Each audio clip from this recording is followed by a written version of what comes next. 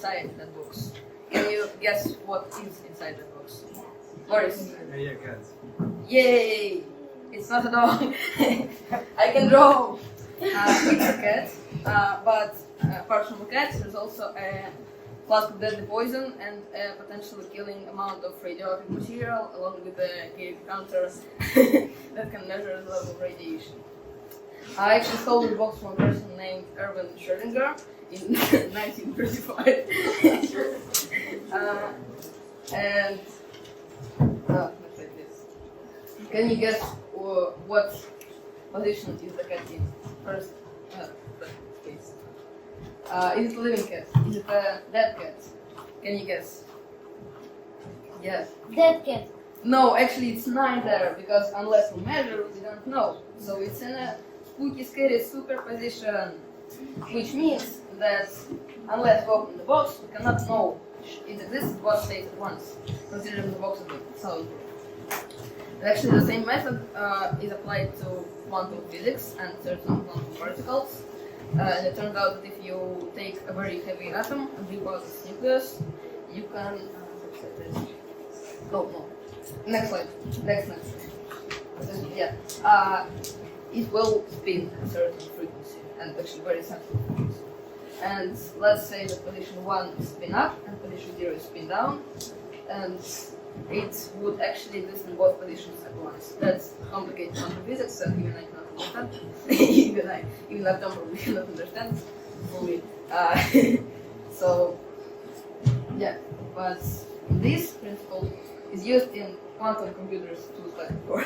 That's what's supposed to be the introduction. Why use a quantum computer? So why do we use something very, very overcomplicated and not a normal computer? Well, let's talk about size. So say I have a single hair on my head. Looks like this is a hair. This is a red blood cell inside my blood compared to hair. This is a flow of red blood cells. This is a coronavirus compared to a flow of red blood cells. This is a full-size coronavirus. This is a human DNA compared to it. And actually the human DNA is as big as the size of the smallest factory transistor that ever was made. And these different things are actually carbon atoms and electric charge passing through. So we literally like reached the limit. We cannot make them any smaller.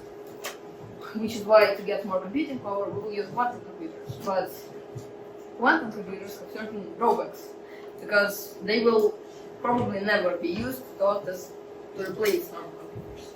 Because since it's superposition, when you measure it, it gives you basically random values when you measure the scary quantum particles. So it's only used in very, very specific cases and cases to solve very specific field of problems, coincidentally being exactly cryptography problems.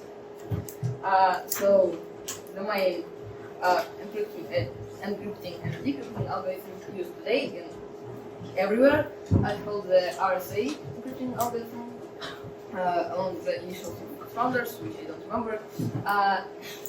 And how it works is two people have a certain big prime number, and one of them has two prime numbers, and the other one has one. And along some cryptography operations, the multiple of these numbers are made public, and they can decipher and encrypt messages without message being interrupted, because it's very hard to get two prime numbers from a very big number. But a quantum computer can actually do that very quick using some mathematical principles, which I will not explain now because they're kind of hard and long, called the nucleus algorithm and small Fermat. But let's go away from the complex, scary things and turn back to the main law of the internet, that any device that has electricity in it can compile Doom, which is also applied to quantum computers. This is a not real quantum computer, this is a simulation of how a quantum computer works, and this version of Doom only requires 70,000 qubits for the first level of atomic historics. The only problem is the most advanced Google quantum computer only consists of 105 qubits, But this is possible. So yeah, this is the distribution of computers. So you see, not many famous companies actually do that. So Google and IBM are very rich companies, and the rest are companies mainly focused on computers and not like large companies. So yeah, thank you for listening.